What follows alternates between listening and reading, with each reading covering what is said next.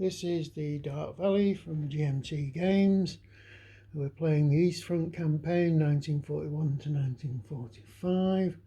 We have just completed the November 1942 turn. Situation is the Germans are still pushing forward on the far south front. They've crossed the Don in quite a lot of areas, pushed the Russians back.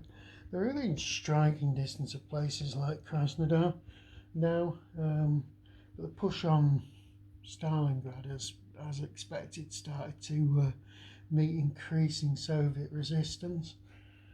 The Germans have also started moving up to where Sevastopol is, and they'll probably begin attacking the outforts of Sevastopol, which is not a particularly well defended port.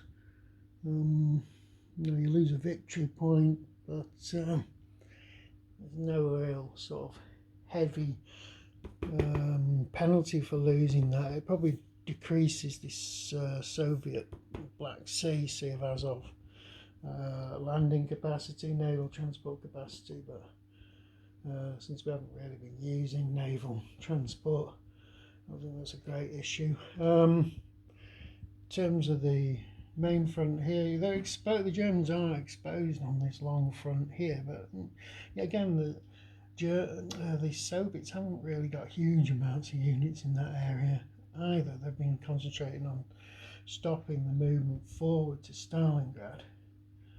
There's been a bit of sporadic fighting all the way up the front, where the Germans using their combat or move chit as a combat chit. That was the second one that drew. To this turn, they've had a bit of an advantage. Instead of getting a movement and a combat chit, they've got two moves / combat chit, which has helped them out in terms of other activity away from the Vally front area. Soviets haven't done a great deal, not really been able to take advantage of the chits they have drawn. They've got they had a Stavka and a Zhukov combat chit, which they couldn't really take much advantage of, and they also had a deep battle chit, which they weren't able to do much with.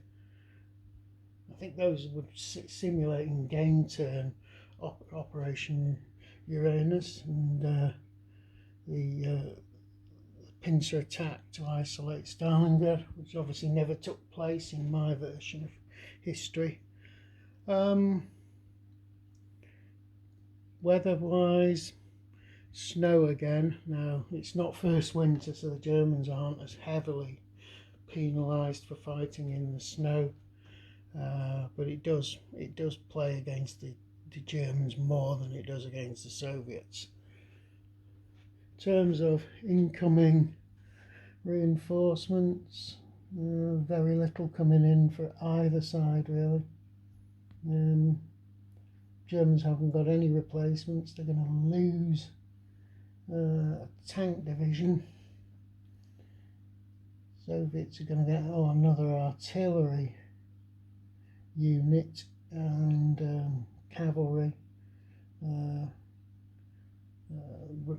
rifle conversion to guards, and another air unit.